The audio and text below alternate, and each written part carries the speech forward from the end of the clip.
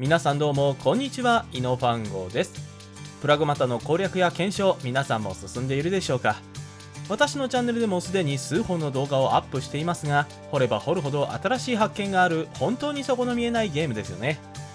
今回はそんな本作の重厚な SF 世界に紛れ込んでいるカプコンらしい遊び心満載のイースターエッグ、隠し要素を9つご紹介します。シリアスなストーリーの裏側で過去の名作へのリスペクトや思わずにやりとしてしまう仕掛けがこれでもかと詰め込まれています。あそこにあったのはそういう意味だったのかという驚きを共有できるよう細かな背景まで徹底的に深掘りしていきます。それでは見ていきましょう。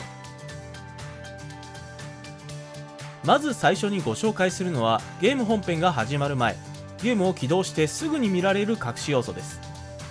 タイトル画面が表示されてからスタートボタンを押さずにじっと待ってみてください。その時間なんと約3分40秒。一切ボタンを押さずに放置していると画面の端からあの可愛らしいサポートメカキャビンがひょっこりと顔を出して登場するんです。早く続きを遊びたい気持ちは山々だと思いますが、ゲームを始める前のちょっとしたコーヒーブレイクやお手洗いに行っている間にぜひ一度この可愛い登場シーンを試してみてくださいね。続いてご紹介するのはシェルター内のキャビンの画面に注目した小ネタです。いつも何気なく見ているモニターですが、なんとランダムでファミコン版ロックマンの姿をしたヒューが画面にピコピコと表示されることがあるんです。ただのパロディではなく、独特なピコッという 8ビットサウンドまで完全に再現されているのがカプコンのこだわりを感じるポイントです。ただこちら出現確率がかなり低めに設定されているみたいです。ずっと画面を睨みつけていると目が疲れてしまうので、シェルターで放置しつつスマホでもいじりながらピコッと音が変わった瞬間に画面をパッと見るという方法が確認しやすくておすすめですよ。3つ目はディアナにプレゼントすることで砂浜に刺さるパラソルについてです。このキャンパス部分、白と赤の放射線のデザイン、これはもう説明不要ですね。バイオハザードシリーズに登場するあのアンブレラ社のロゴそのものです。ゲーム内ではディアナがこのパラソルの下にちょこんと座って日差しを避ける非常に平和で微笑ましい光景が見られます。しかしその頭上にあるのが世界を破滅に導いた企業のロゴだと思うと、何とも言えないシュールな対比を感じます。日常の景色の中にさらりと自社の不穏なシンボルを混ぜ込む演出はまさにカプコン流のジョークと言えるでしょう。お次もディアナへのプレゼント関係の小ネタになります。彼女に地球儀をプレゼントしてどうやって遊ぶのかなと観察していると、地球儀をくるくる回してピタッと止めた指先がマダガスカル島付近を指し、ピシッとカメラ目線で決めポーズをとるんです。これピンときた方も多いんじゃないでしょうか。そう、日本の人気お笑い芸人であるゴージャスさんを完全にオマージュしたものなんです。ゴージャスさんといえばカプコン公式のウェブ番組などにもたびたび登場されているカプコンに縁の深い方ですよね。日本のお茶の間を沸かせたあのマダガスカルというネタがまさかこんな超美麗グラフィックの最新 SF ゲームに組み込まれているとは。見つけた時はお茶を吹き出しそうになりました。君それどこで覚えたんと思わず突っ込みたくなる開発陣の遊び心が爆発しているシーンです。5つ目はシェルター内のスキン変更画面で見ることができるとてもほっこりする小ネタです。お気に入りのスキンを着せて操作せずにしばらくそのまま放置していると、ディアナが暇を持て余したのか可愛らしいけれどちょっと下手っぴでカクカクしたロボットダンスを始めます。それだけでも可愛いなぁと癒されるんですが、面白いのはここからです。なんとそれを見かねた隣のヒューが、いやいや本物のロボットダンスはこういうもんやと言わんばかりにキレッキレの完璧なダンスを披露し始めるんです。先日この微笑ましいシーンをちょっとだけいじったショート動画も私のチャンネルにアップしていますので、動いている様子を見たい方はぜひそちらもチェックしてみてくださいね。6つ目は大規模出力試験場のニューヨークの街並みを探索している時に見つかる電子広告です。街のネオンサインの中にひっそりとA Wesker Production.com という文字が表示された広告があるんです。ウエスカーといえばもう説明するまでもないですよね。バイオハザードシリーズを代表するあのサングラスがトレードマークの冷徹な大悪党です。広告の文章を読んでみると、見逃せない地球の隠れた宝石、世界とつながろう、なんていういかにも怪しい魅力的な文句が書かれているんですが、うっかり応募でもしようもんなら確実に何かのウイルスの実験台にされそうで背筋がゾッとします。ちなみにちょっとした余談ですが、現実世界でこのドメインにアクセスすると、一般のファンの方が開設したバイオハザードのミームサイトにつながるようになっています。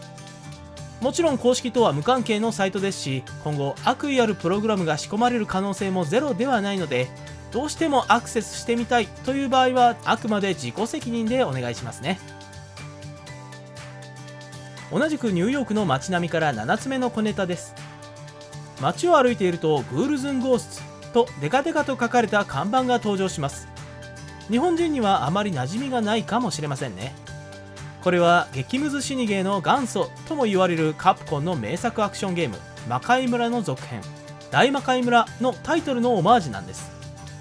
2021年には帰ってきた魔界村としてリメイクされて話題になりましたが、アーサーがパンツ一丁で走り回るあの長年愛され続ける作品へのリスペクトがこんな SF 映画の背景にもひっそり刻まれているんです。カプコンの歴史を感じさせてくれるファンにはたまらないイースターエッグですね。